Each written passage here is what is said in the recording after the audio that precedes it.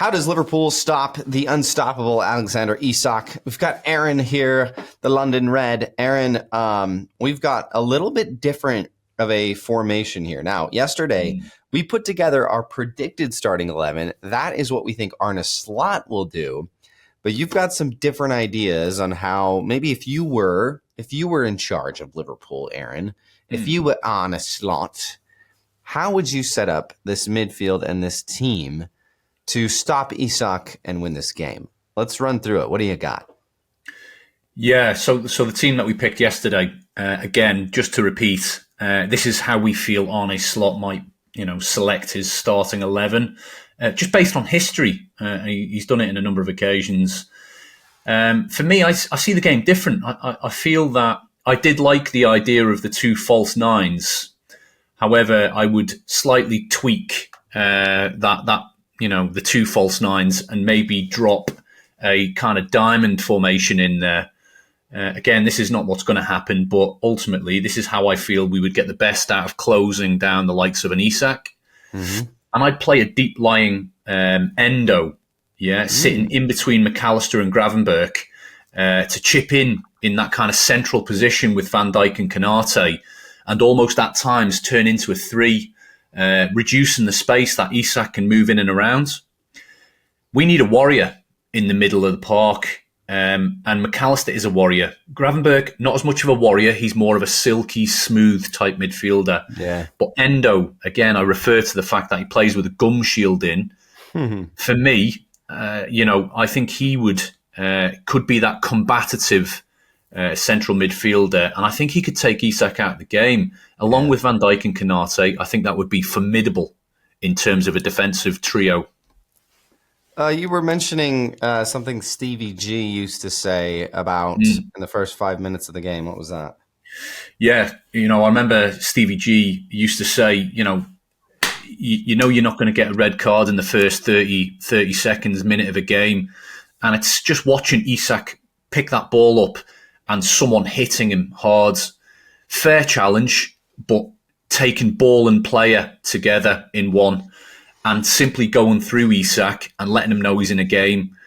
And it can put the wind into a guy. It can really put the fear into a guy that the next time he gets the ball, that fear of maybe releasing it a little bit quicker and not necessarily having the confidence to run at the back 3.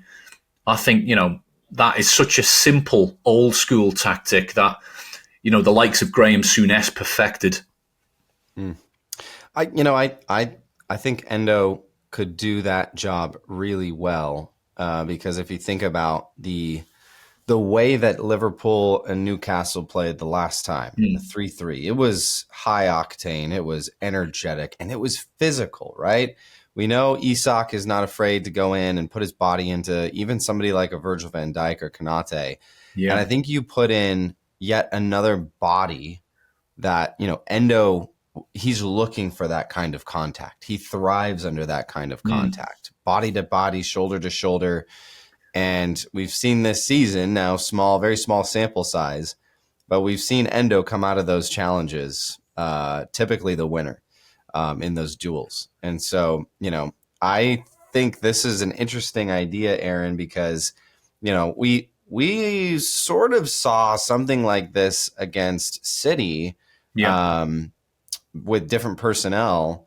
But something that Arne Slot said today in his press conference kind of made me think that he's going to want to control this game more at home. He said that the way that you limit Alexander Isak is you hold on to the ball, you control the ball, which, you could say that about any team, any player. But I'm kind of thinking that his tactics might be to possess more, have more of the ball, not give them as much time on the ball, because I think Isak is a guy that can score from anything. We've seen that, especially against Liverpool. And so I think you're going to see Slot build his team to limit that, to limit the possession that Newcastle are able to have. Now, in this formation, though, something that does get me excited is that Szoboszlai role that you said is kind of like that Bobby Firmino false 9. Yeah. Probably for Szoboszlai, though, being all over the pitch where, Firmino stayed higher up. I'm curious to know, Aaron, if this happens at any point in the game, it could happen in the final 20 or whatever. How does Szoboszlai, Gakpo, and Salah line up and play together up top? We've seen it with different personnel, but what could you foresee happening with somebody like Gakpo in there as opposed to Diaz? I think what you have is a more direct player in Gakpo, someone that hugs that width, picks the ball up and likes to cut into the edge of the 18-yard box, almost a mirror image of Salah. Salah wants to do the same thing. He wants to pick the ball up on the wing, pull the ball into the central positions, the corner of the 18-yard box, and try and get that finish into the top right-hand corner. Szoboszlai could allow that. I think what you could see is an opportunity for the likes of McAllister and Gravenberch to maybe go slightly wider, with Endo covering the central section of the pitch and McAllister and Gravenberch maybe holding the sort of requirements for the work rate for Salah and Gakpo, and maybe just doing that little bit more legwork potentially. And that would free Szoboszlai up to almost play that Bobby Firmino, that link-up role, and simply concentrate on the central section of the pitch. Yeah. Yeah. No, and I think we've seen, we saw against Manchester City, if the defenders try to limit the cutting in for Salah, it's cutting in onto his left foot. For Gakpo, it's cutting in on the right. They have so many options to just play a simple pass into Szoboszlai right there. Yeah. And you just can't let them do that. I think we saw that against Man City, where it was just so easy, right? And that's not to say that, Man City's defense right now is world class, but it just looks so easy for Salah to break it down. And there were three other maybe instances, Aaron, where we were just a fraction offside. That game could have been 3 or 4-0.